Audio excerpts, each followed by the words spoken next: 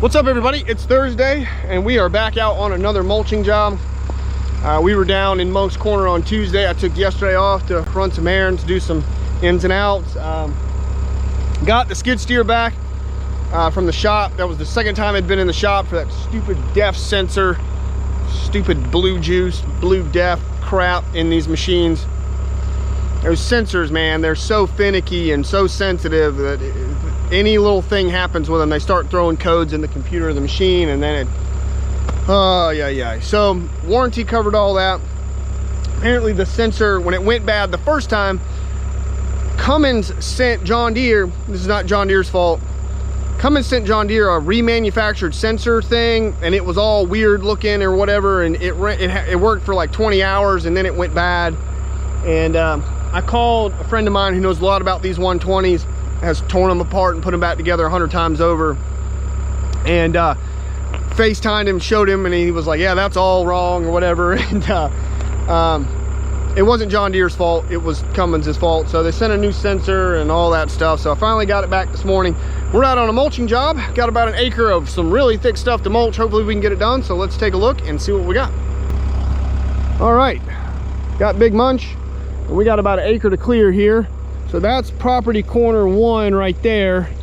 That's the property line on the left side. I got to go this way over here to about almost to that corner, and we're going to go back into this and clear about an acre. The owner here's got about 3 acres. So the problem here is this field out here has been sectioned and divided off into basically like rectangles. So that's a rectangle and that's a rectangle over there, and they go straight back. The problem is that was recently done and it has not updated on Onyx. So I had to go on to the GIS and look at the GIS and try to figure this thing out. I know I've got some water right here. We're gonna have to work around that as best we can. So this was logged some time back. So I don't know if that's a rut. What is that holding water? I hope we can get in here. That looks like just a little low area on the edge of this field. I hope it's not a ditch, but we're gonna do what we can, try to open this up and get this guy an acre. I have no clue what's in here, so we're gonna drive in and find out and see what happens.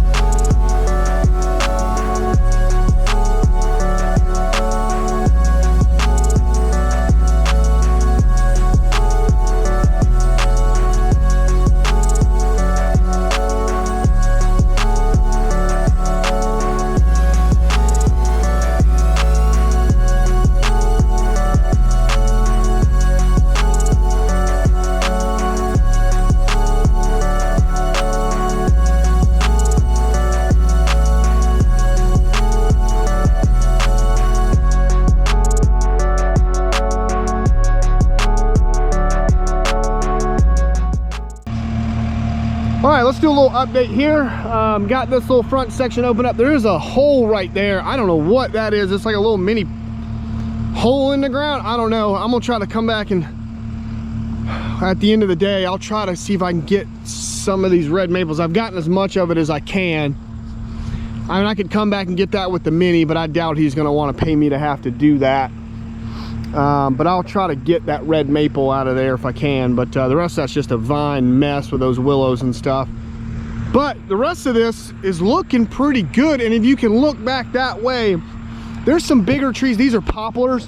I think this was logged a while back ago. There are some stumps in here, but I don't know if it was logged for, I haven't seen a lot of pine in here that's regrowing back. There's a little bit, but not a lot. A lot of it's just junk and vines, and then a good bit of poplars. Those tall ones right there are poplar trees, and it looks like they're growing out of existing stumps.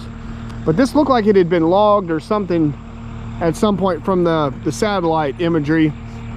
But the rest of that going back in there is not very big and tall. It's mostly just, we got this front section had some bigger stuff in it right through here. But now that we're working back into it, it's mostly just these grapevines and just viney, brushy stuff that the mulcher is going to go through pretty quick. So he did have this marked. I didn't see this before, but I guess I thought that was only marked over there. But when I came to look at this, I didn't see it, but there is a little flag down there. So I think he's cut this back right here. The imagery shows this being all grown up right here, but he's mowed this back just a little bit since he's had it. So this right along where that flag, but it kind of runs at an angle, but that's basically the property there. So from where I'm going for us to get an acre, I basically have to go to that corner right there where it cuts, that brush line goes back that way. So I'm gonna go down here, we'll set up the tripod. The only thing I really have to be concerned about as far as cutting on someone else's property is over there on that property line, because these lines don't run straight back. They kind of go at a little bit of an angle. So I will use, once I start working my way over there, I'll use Onyx and just kind of stay on that line. I've got it marked pretty close based on what the GIS, because the GIS imagery and the Onyx imagery are very close. It's just that the GIS doesn't have the lines marked out. So where I went ahead and drew out a little outlay on Onyx that matches up almost exactly with what GIS is saying, so it should work out fine. But we'll deal with that when we get over there. Let's start working this back. We'll make some runs here and start opening this up and go work that way.